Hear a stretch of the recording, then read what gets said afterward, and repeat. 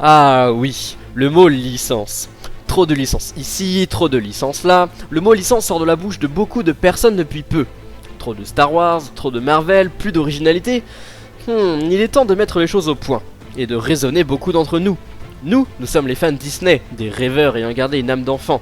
Nous aimons aller à Disneyland pour oublier la dure réalité, nous évader. Les décors sont magnifiques et le dépaysement est total. L'originalité des Imagineers a nous créé de nouveaux mondes pour nous amuser est d'un niveau incomparable.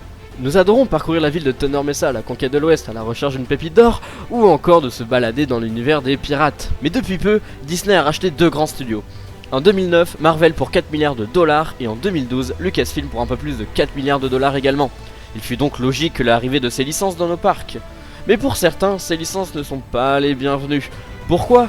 Parce que ce n'est pas Disney, parce que ce n'est pas magique, c'est peut-être trop commercial. Bref, beaucoup d'encre a coulé et des paroles peuvent être dites à la va-vite, sans trop de recul. Je peux comprendre que l'on n'aime pas Star Wars, je peux comprendre également que les super-héros ne sont pas la tasse de thé de tout le monde. Mais beaucoup d'explications est à prendre en compte, l'économie et la mode, la hype. Je suis The Mr. Home, fan Disney depuis de nombreuses années, j'ai moi-même vu le parc évoluer en fonction de son époque. Je vais vous expliquer pourquoi les nouvelles licences ont leur place dans nos parcs, mais aussi dans un premier temps expliquer pourquoi le mot licence est utilisé à tout va. En 1992, quand le parc Euro Disneyland a ouvert ses portes, les Européens ont pu découvrir la magie de Disneyland, et donc de l'univers Disney. A l'époque seulement, le parc principal existait. Il était et est toujours constitué de diverses attractions tirées de l'imagination des Imagineers, soit directement, soit en s'inspirant de films comme Peter Pan, Blanche-Neige, Dumbo et même Star Wars à l'époque. Et oui, avec Star Tours. Donc déjà, nous pouvons dire qu'il y avait des licences dès l'ouverture, car oui, Disney même est une licence. Donc, toute leur filmographie, je peux l'associer avec le mot licence. Mais qu'est-ce qu'une licence ? Une licence est une propriété intellectuelle qui est elle-même composée de droits d'auteur, donc, dans notre cas, appartient à Disney. Le contrat de licence ou la licence d'exploitation est un acte par lequel le propriétaire d'une marque donne à un tiers la possibilité de vendre un de ses produits sous forme différente de ses produits d'origine.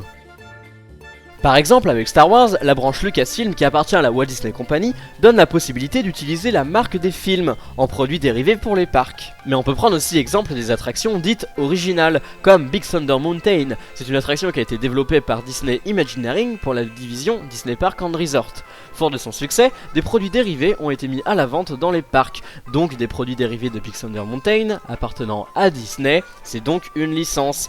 Oui, Big Thunder Mountain est une licence appartenant à Disney Parks and Resort. Vous suivez ? Ce que tu dis n'a aucun sens.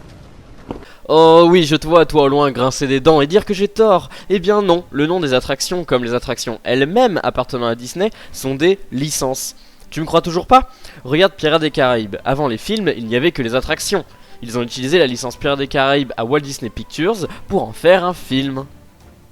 Les gens confondent trop souvent le mot licence au mot franchise, car si on prend la définition du mot franchise, une franchise est une propriété intellectuelle incluant personnages, endroits fictionnels et marques commerciales d'un projet médiatique original, tel un film, un projet de littérature, un projet télévisé ou un jeu vidéo. De multiples suites sont généralement prévues lors de cette commercialisation d'une franchise. Donc oui, Star Wars est une franchise, mais pour Big Thunder Mountain, c'est un petit peu compliqué. Mais revenons en 1992.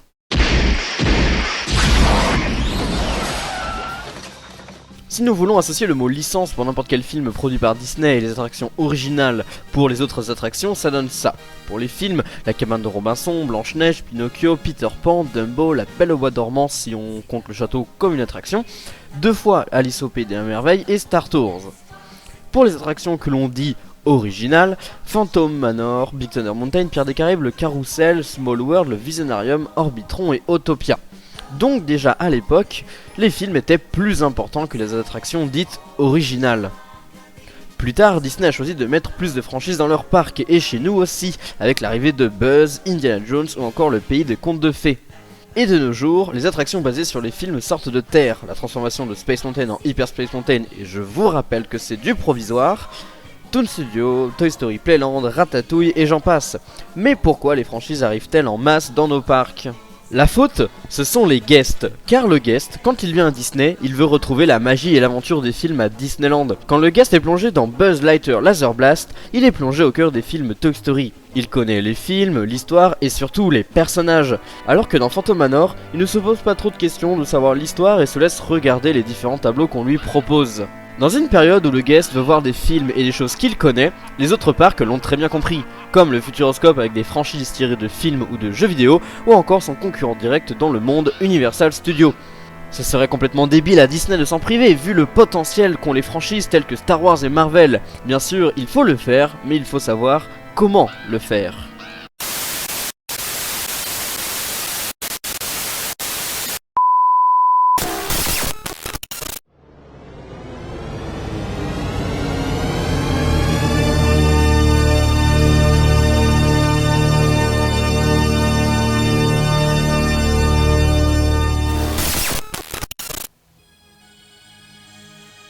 La vidéo que vous regardez à l'heure actuelle a mis énormément de temps à être écrite, car le sujet est très délicat, que ce soit en pertinence qu'en recherche.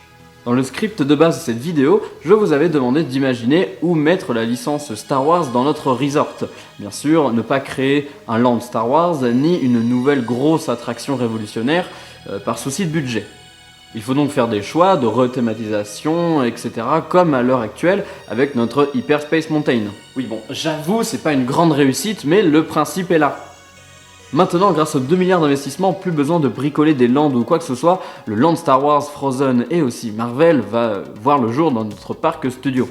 Comme je l'ai dit précédemment, la personne lambda ou le guest lambda veut retrouver les aventures de ses films préférés sur grand écran, mais dans le monde réel. Donc quoi de mieux que Disneyland ou d'autres parcs à thème pour retrouver cette ambiance-là. Oui, Star Wars et Marvel, c'est pas Disney.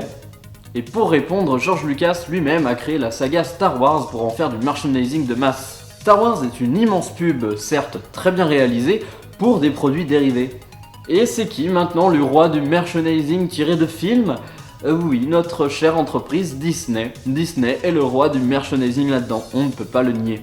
Donc, on ne contredit pas ce que le réalisateur original a voulu créer. Les histoires des films d'animation Disney n'ont rien réinventé en termes de scénario. Tous les films ont été adaptés de contes, à la manière Disney, bien évidemment. Les films Marvel sont basés sur des livres dits comics. Et ces comics ont été tout droit créés de l'imagination de l'homme. Disney a créé des films grâce aux contes, ce que Marvel a créé des films grâce aux comics. Après, plus ou moins bien, je vous l'accorde. Mais quand on regarde les chiffres, le succès est bel et bien là. Le guest en redemande toujours et encore. Alors pourquoi Disneyland se priverait-il de mettre ses franchises dans leur parc ? Walt Disney le disait lui-même, Disneyland ne sera jamais achevé tant qu'il restera dans ce monde une parcelle d'imagination. Les nouvelles franchises ont largement leur place dans les parcs Disney. Bon, faut pas faire n'importe quoi non plus, n'est-ce pas ? C'est quoi ça ? Hein ? C'est quoi ? Merci beaucoup d'avoir pris le temps de regarder cette vidéo qui a mis un temps fou à écrire parce que c'est un sujet qui est vraiment très délicat et pas facile à traiter. Je t'invite à donner ton point de vue en commentaire et de lire toute la description pour plus de détails sur ma chaîne me concernant. Quant à moi, The Mr. One, je vous dis à bientôt.